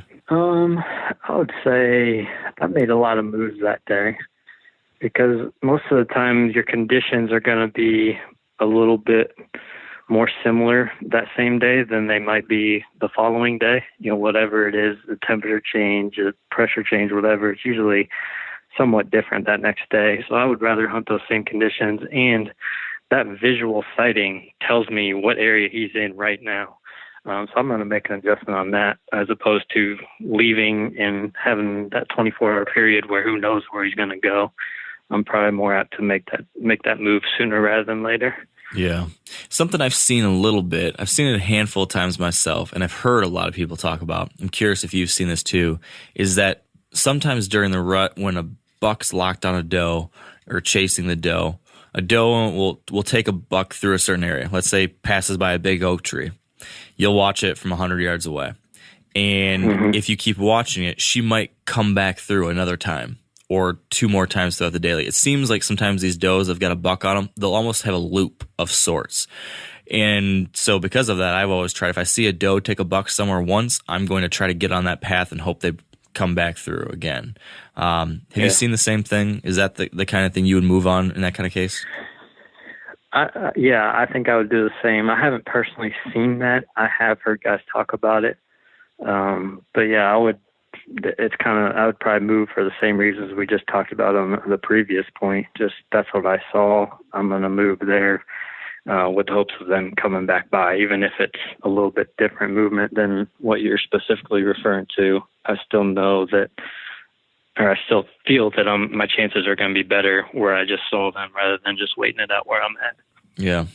You mentioned the fact that you have been hunting a lot of new properties recently. Yeah. And you touched a little bit, I think, on a couple of things you probably do. You mentioned observation stands. But can you share anything else you do when you're trying to figure out a new farm? I mean, I don't know. There might be people heading out for their rut vacation, and it's their first time hunting this new farm maybe, and they're here for a week or two in November. Anything you do to try to learn in the rut on a new spot? Yeah, that's the biggest one that I already hit on. Just put yourself in spots that you can see a lot and learn from. If not, if you don't have time, maybe your hunt's a little bit shorter, maybe it's only a week or something, you don't really have time to, you could call it a waste of a hunt if you're sitting in an observation stand. But then it comes down to aerial scouting, and you can just look at a lot of stuff, the terrain features and everything that historically have been good for you, whether that's looking for good funnels on the property or ridges or whatever you like to hunt personally. But if the guy does have the time, I've learned so much about properties just being out there and visually observing. And sometimes I've got permission on properties in late October, and haven't been afraid to go in there, spend one day, maybe it's a rainy day, where your leftover scent's not going to be as bad, and just put a lot of put a lot of miles on your boots and just walk around, check out how the terrain lays, check out where the sign is, trails are, where the food is. I wouldn't be afraid to walk around. If you can do it on ideal conditions, like I said, with the rain or high winds or something, that'd be best. But it's so much different seeing something, whether it's from a stand or just walking around the property, than it is looking at an aerial map. And that's what I like to do more often than not. Now, a lot of you guys are familiar with the old hunting tradition of eating, some organ, the heart or a chunk of liver, off the first animal you kill. I had that when I was a little kid, and it was a big deal. Organ meats were always prized by frontier people who knew the importance of getting a lot of different minerals and nutrients. And as often is the case, those guys were onto something, because organs are among the most nutrient-rich foods on the planet. And you can get the same benefits your ancestors craved via convenient daily capsules from Heart and Soil, made exclusively from regeneratively raised, grass-fed, and finished cattle. Heart and Soil's unique freeze-drying process means all those important nutrients are trapped in, ensuring you experience every one of the benefits of nature's superfood in a clean, convenient, taste-free capsule. Find out more at heartandsoil.co. And make sure to use code MeatEater for 10% off your purchase. That's heartandsoil.co. Use the code MeatEater.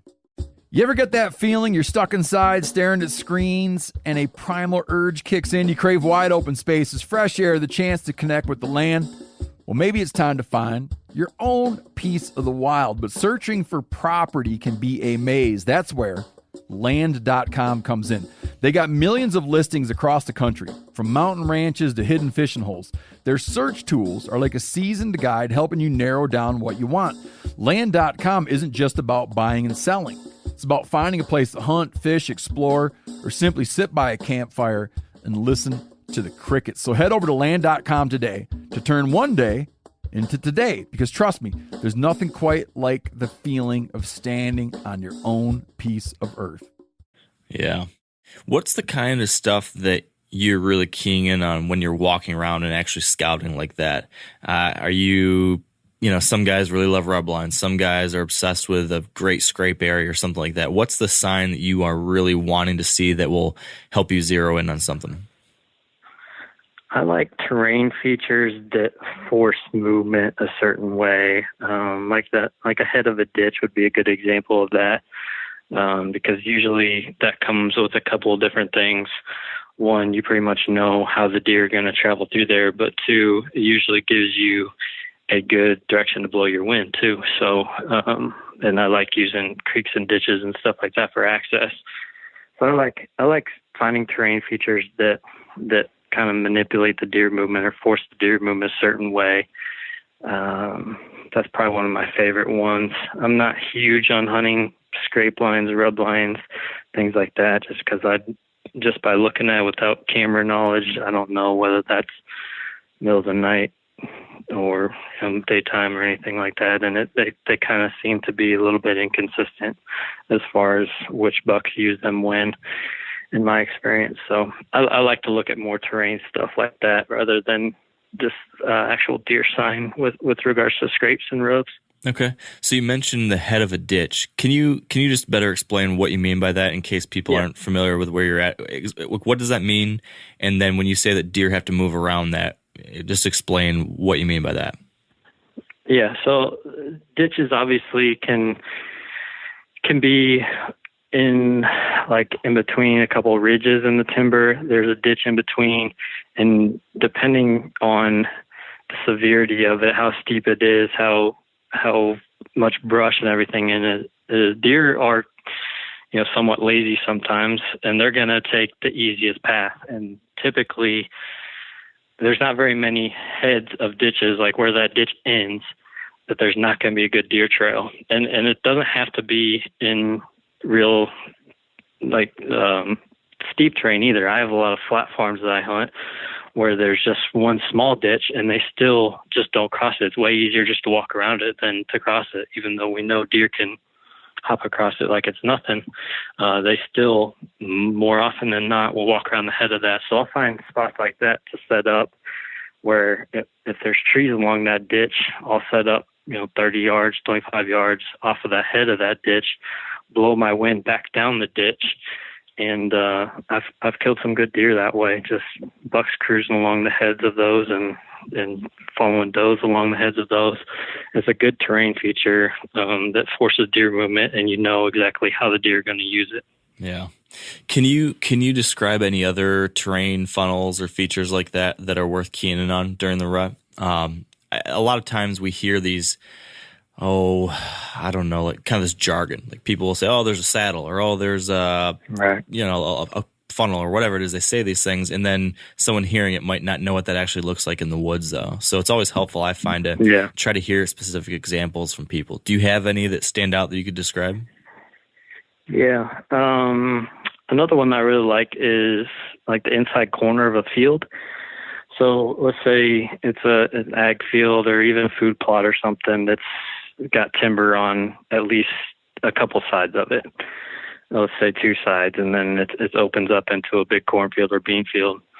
That corner that connects the two pieces of timber is a lot of times a really good spot, because a lot of guys, I think, have the tendency to set up on the edge of the field so they can see out in the field and shoot out in the field, which isn't necessarily a bad strategy, but I've seen a lot of times where mature bucks especially, they don't need to, even if they can't see out in the field, they don't need to come out in the field to know what's out there. They can walk that downwind inside corner and know exactly what's been out there based on scent. And so we see that a lot, where sometimes we'll just set up 40 yards off of that inside corner, 40 yards off the field edge back in the woods. And it's a great travel route, like I said, especially for mature deer. My buddy that I bought my property with, he killed one of our target deer 2 nights ago on an inside corner. He was doing just that. Just didn't come out. It was on a food plot. He didn't come out on the food plot. He was just walking that downwind side of it, just cruising. And he was able to kill him. It was a great buck. It was one of the 2 targets we had on that farm. And we see that a lot. So inside corners are really good spots too for mature deer. That's a great point. Speaking of a situation like that, another one of these general conundrums that we find a lot is trying to keep deer from winding you, So setting up in a way that you're not going to get winded, but at the same time thinking about how a buck wants to use the wind. So in that scenario, I can envision that could be challenging if the buck wants to be, downwind of the food source, but you want to be back in that cover where he's taking advantage of that. So in that situation, your wind is blowing back into the timber probably in some kind of way. How do you go about trying to balance those two things? In that specific situation, typically, and this isn't what happened 2 nights ago, I can say my buddy was actually closer to the food plot, and I think the wind just happened to be blowing, the deer so close that the wind was blowing over the top of them. But in general, we just like to be on the inside corner, just be back off of the trail or the route we think the mature buck is going to be walking. So if, let's say, that wind is blowing in the direction right to the inside corner from the field out right into that inside corner, the buck is going to be downwind of it, and we're going to be downwind of his travel route. Yeah. So we just, sometimes we give up being able to see what's coming out in the field, and that's a gamble, of course, but we have seen more often than not that's what the mature bucks do. Sometimes they'll just walk that inside corner first to scent check before coming out in the field.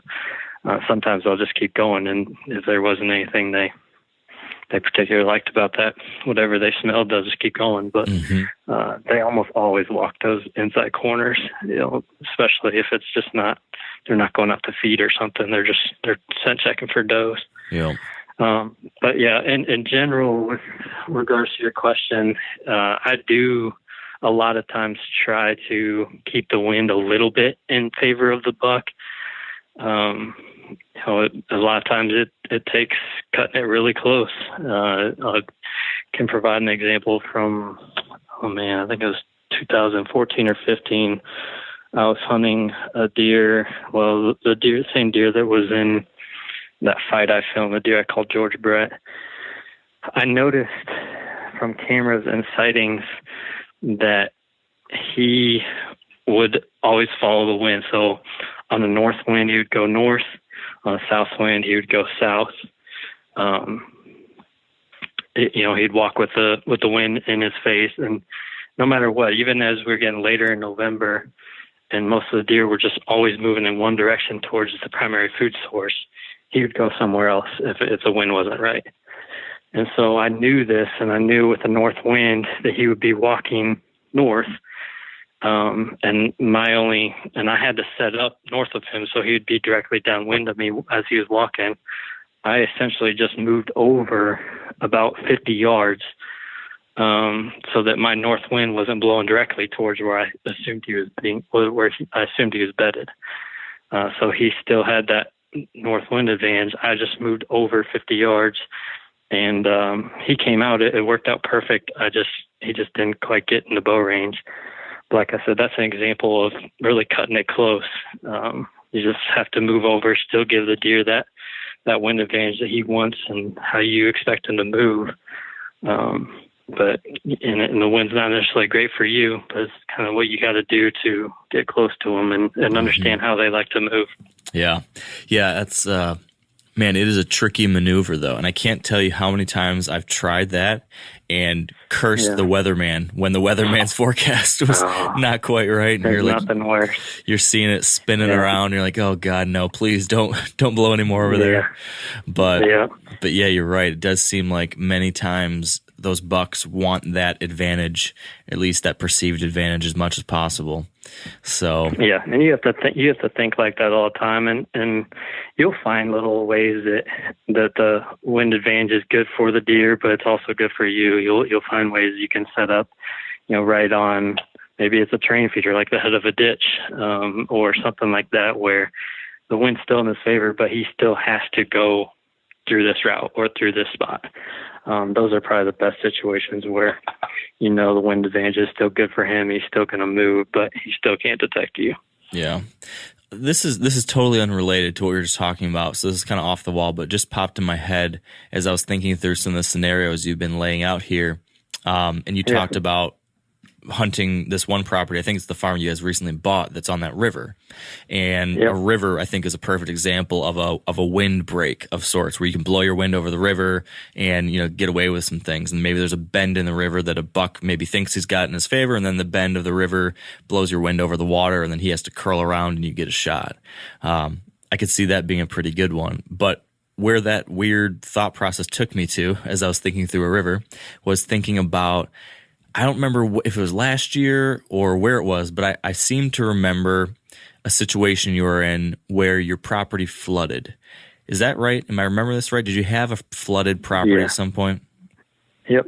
Okay. Yeah, multiple last year, actually. Okay. So there's been a ton of rain in a lot of places this year. I've heard a lot of people talking about being in situations kind of like that, flooded out areas.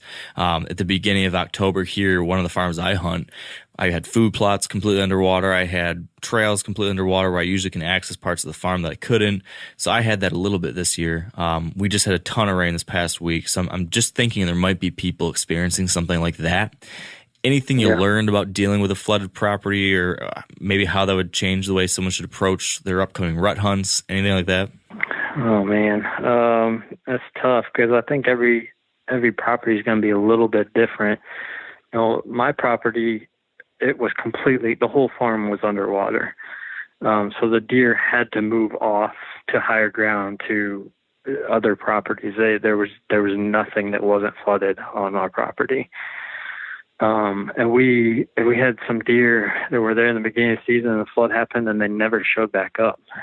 So I don't know if they just moved off and found a spot they liked better and just never came back, or what. I'm assuming most situations aren't exactly like that, but I don't know. I mean, that's a tough one, just because I think it's hard to generalize something like that. I've never found myself in that situation like that. Yeah. The hardest part for us was, and I think this may be a reason why a lot of deer didn't move back, is all the vegetation was either washed away or completely matted down. And so all their bedding, or it used to be nice tall grass for them to have a safe bedding spot, was gone. And everything was just matted down and open. So there's still deer that cruised around there, but as far as actually bedding locations, we lost a lot of that just due to the flood, and the water sat there for so long, and it killed a lot of vegetation and stuff like that. So it affected our farm tremendously. It wasn't like the water receded and all the deer moved back in. It had a pretty good effect on it throughout the rest of the season. That's brutal. I imagined, like, when I think about this scenario, the only silver lining that I can come up with, and this will be different from farm to farm, but I kind of wondered that there might be some period of time when the water started to recede where you get water-created funnels, where there's these strips of high ground and now deer are forced to move through this narrower area, and maybe that's something you could take advantage of. But that's the only potential silver lining I could find. Yeah, no doubt. I mean, that's what I'm saying. I think every property is going to be a little bit different. If you have a property that has higher ground, then that's kind of a no-brainer. There's going to be a higher concentration of deer there, or at least deer using that area. So that's we just didn't have that luxury. Everything was flat and everything was underwater all at once. So that's a tough situation. So I think last year too, as I'm trying to remember back on like Chasing November episodes, you couldn't hunt that farm then. You had like a new project farm, I think you were talking about, and eventually you ended up rattling in a buck somewhere, right? Is that how you ended up killing a buck? Yeah. So for work, my family and I had to move last year a couple hours away. So the only farm that I had to hunt back home, because I lost permission on all the other farms that I managed just because I wasn't going to be around to help, was this flooded farm. So I was forced to hunt brand new properties where we moved to. So I had 2 or 3 properties that were completely new to me. They weren't anything special. They were just kind of ag farms with small strips of timber or little fingers of timber, stuff like that. The project farm was a cattle farm. But the farm that I actually killed on was essentially just a big bean field. Had some good cover in the neighborhood, some good timber. But it just came down to I wish I could tell you there's a big strategy behind that one, but it came to being in the right spot at the right time and not giving up on that property. I didn't have any shooters on camera on that farm. I just knew by looking at the neighborhood, driving around and looking at the aerial map, that there's going to be good deer moving through there in November, and just happened to be there in the right spot at that time when a good buck came out. He came out probably 200 yards away, 250 yards away. When I first saw him, I was able to rattle at him, and that was a situation where I had a windbreak. I don't like a lot of calling unless I have a good wind advantage or I have a visual on the deer. In that case, he was directly upwind of me, 200 yards, and I don't know if he knew he couldn't get downwind or if he just didn't care at that point. It was November 11th. But fortunately, he just walked the line with the wind at his back, walked 200 yards in. So that one worked out. And that property actually flooded, but the water receded, and they started using that field a lot after that. And so the reason you were saying that, the reason you mentioned that windbreak is probably because I'm guessing you've seen the same thing I've seen, which is oftentimes a buck's going to want to approach a sound like a grunt or a rattle from the downwind side, right? Yeah, almost always, unless, like I said, it's very rut crazed and kind of just in the right mood, or they know they can't get downwind and they still believe that there's a fight going on or there's another buck over there. I usually like to call the deer when I can see them and go based off of how they react, or I will blind call if I have a really good wind advantage, like a creek or a river behind me. Okay. So walk me through then what that calling or rattling sequence would be. Let's say you spot a big buck somewhere. Do you always grunt first? Do you always rattle first? Does something help you determine what you're going to use? Kind of walk me through your whole thought process when it comes to choosing what you're going to do and then what you actually do in that scenario. Yep. Typically the conditions dictate that, and usually that's based on wind speed. So if it's really windy and I don't think he'll hear a grunt or a snort wheeze, I will rattle at a deer. Typically, though, if I know a deer can hear me, I will start out with just a grunt. I think that's the least intrusive sound or least challenging sound to a buck. So I wanted to see how he'll react to that. You don't typically, or I haven't typically seen deer really negatively react to a grunt call. It's just something that I think they hear more often than a snort wheeze or two bucks fighting. So I'll start with that if I know a buck can hear the grunt call. And then if he doesn't respond to that, I will snort wheeze. I love the snort wheeze call, especially on mature deer. I don't have too many that just completely ignore it or get spooked by it. They usually will somehow react to it. Whether they come all the way in or not, that's a different question, but usually that call means something to them. So I use snort wheeze a lot. Rattling is kind of the third option. If the deer doesn't respond to either one of those, I will rattle, or I will start off rattling if it's really windy, like I said. What's that rattle sequence like? Is it long? Do you just do 15, 20 seconds and stop? What's your rattling sequences typically look like? If I can see the deer and see his reaction, I'll rattle. I'll make sure that I'm hidden, whether I'm rattling on the backside of the tree or something like that. I will just watch his reaction. I will keep rattling until he makes a move, whether that's going away from me or coming towards me. I need him to be convinced that it is a really good fight, like an actual brawl that he needs to come in and check out. Once he starts coming, I'll put him away and get ready. Or if he obviously goes away, I'll put him away too, just because obviously he didn't like it. But sometimes you'll see a deer go away and he'll come back around and check it out later. So you're not always completely out of the game. If I'm blind calling, it's probably, I would say, 30 seconds of pretty hard hitting. I have seen a couple really good fights, and it's hard to rattle as loud as two mature bucks are fighting. So I like to hit them almost as hard as I can for a good 20 to 30 seconds. Obviously, just making sure your eyes are peeled and your head's on a swivel, because you don't want to be hitting those things when a deer is 30 yards away and can clearly see, what's going on. So you just have to constantly be looking around. But that's one thing I tell guys, is not to be afraid to hit them really hard. Most often, I think guys aren't rattling loud enough. Yeah. All right. So you got to be honest with me on this one. Have you smashed a finger yet doing a hardcore rattling sequence? I've drawn blood before, I can tell you that much. You're really getting after it. That's good. Yeah. And I like to use heavy antlers. It creates more of that deep mass sound to them. I think that makes a big difference too.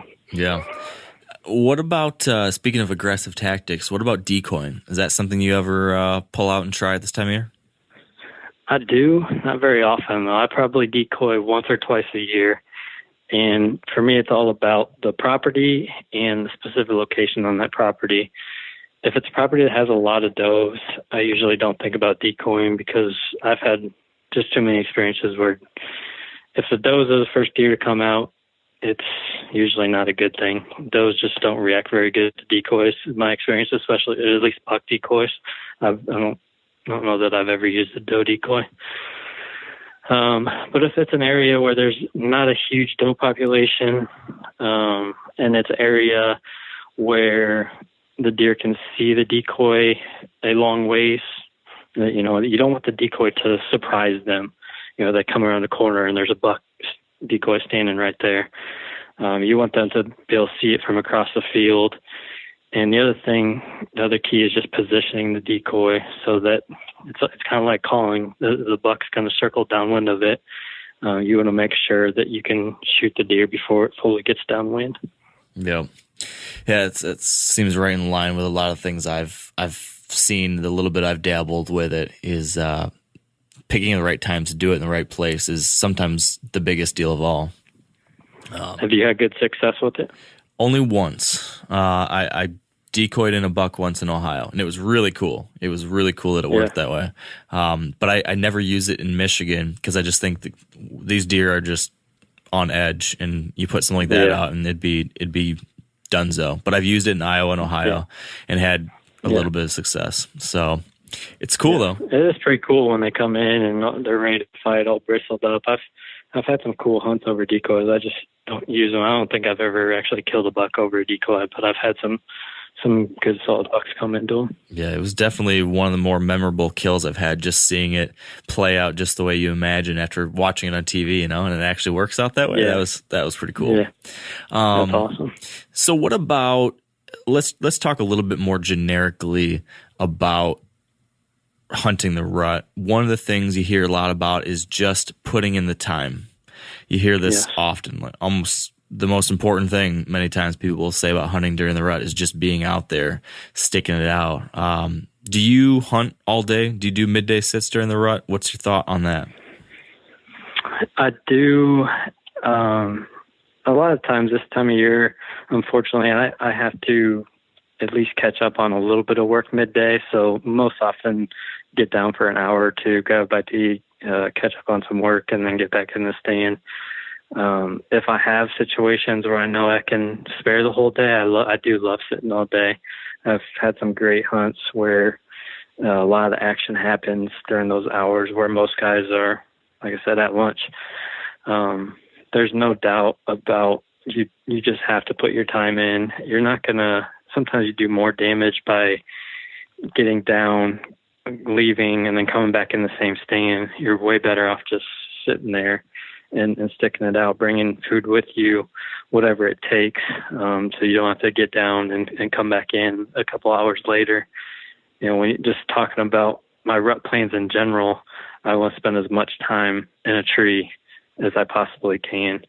The old saying is true: you can't kill them if you're not out there. So just put the time in for sure, and that's what it's all about. It is, but it's also, at least from my experience, it's also easier said than done. I don't know if you've experienced this, but when you're out there and you're hunting as much as you possibly can, you've got 4 weeks in November. For a lot of people, the first 2 weeks, the first 3 weeks maybe are game time. You cash in on your vacation days. You call in sick. You've done all your chores, so your wife's going to be okay if you're out there for day after day, and you're getting out there an hour and a half or 2 hours before daylight, and you're sitting for 12 hours or 13 hours or whatever it is, and you do it day after day after day. That is an absolute grind. I mean, at least for me, it wears me down to a pulp. How do you handle that part of it? How do you handle the mental and the physical fatigue of it all? Yeah, it is an absolute grind. There's no way around that. I don't know anybody that it's not like that for. And sometimes it's one of those things where just take one day off and you're completely refreshed and you're ready to go again. And you probably look back and you're like, man, why did I even take that day off? But it'd be amazed at how even one hunt off is a big refresher. So I won't be afraid to do that every once in a while. But I like to tell myself that this is 1 month. This is the month, November. This is the month I wait for all year round. It's going to be gone before I know it. While it seems like a grind while you're living it day to day, it's going to go really fast, and you're going to wish you had some of those times you didn't hunt back once November's gone. So that's what I like to tell myself. It is a mental thing for sure, and it's a grind. But just the other thing is just try to enjoy the experience as much as possible and keep things in perspective. I know a lot of guys that probably put too much pressure on themselves. Like I gotta kill, they put too much pressure on themselves to kill a deer or to be out there, and they lose a little bit of the enjoyment of it. So just kind of looking at the big picture, stepping back a little bit and realize what truly you're getting to do, I think is another important mental aspect of getting through it. So true. And every year I need to remind myself of that, because I'm definitely the guy that puts that pressure on, and I inevitably find myself sitting in the tree like, God dang it, why isn't this happening? What's going on? Why I'm not going to kill anything this year. And I always have to have like that, mental self-therapy session, talk myself through it and remind myself exactly what you said. This is supposed to be fun. Enjoy it. Yeah. You take advantage of November, take advantage of this, but also don't sit out there, bitching and moaning to yourself because it's not going the way you want it to.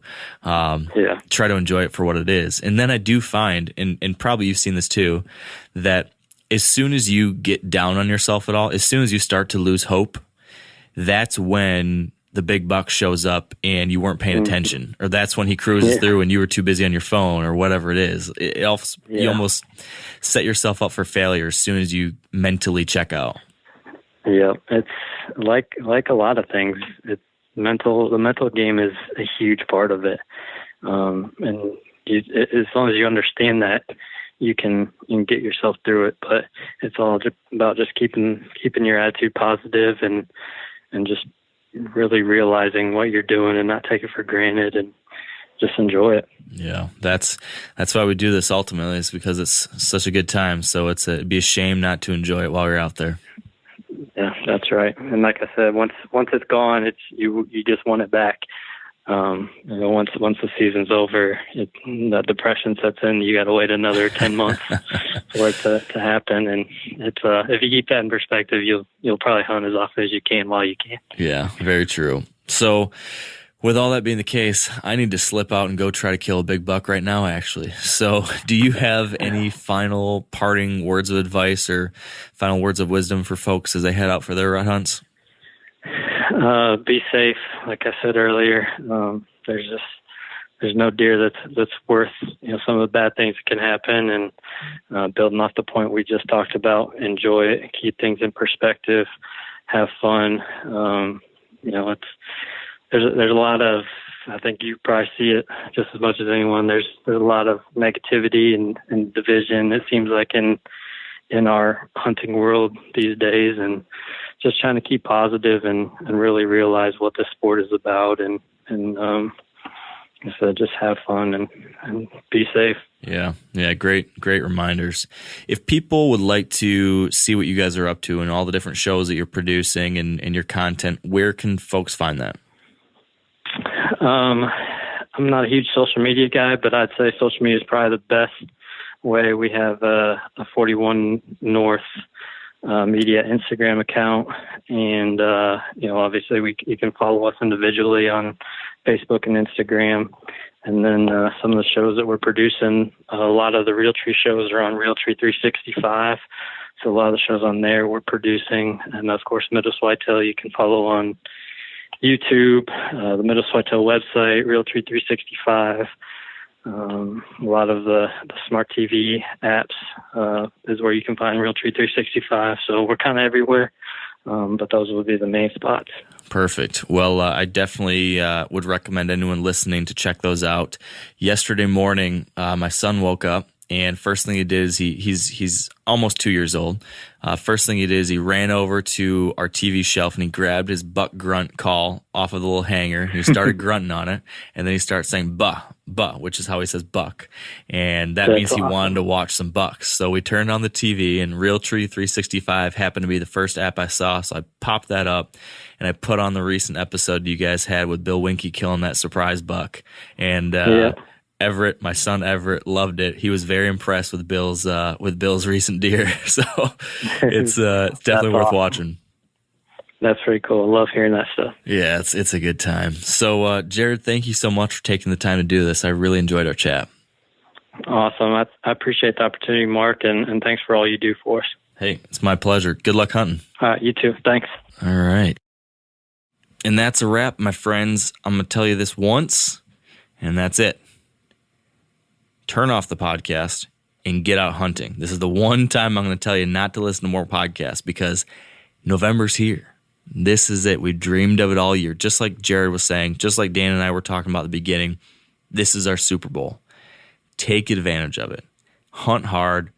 Put in the work. Do the things you know you need to do. If you've been listening to this podcast, you have all the tools. You know the things to do. You know the things on the to-do list.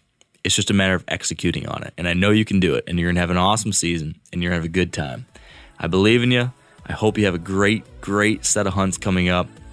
And until next time, stay wired to hunt.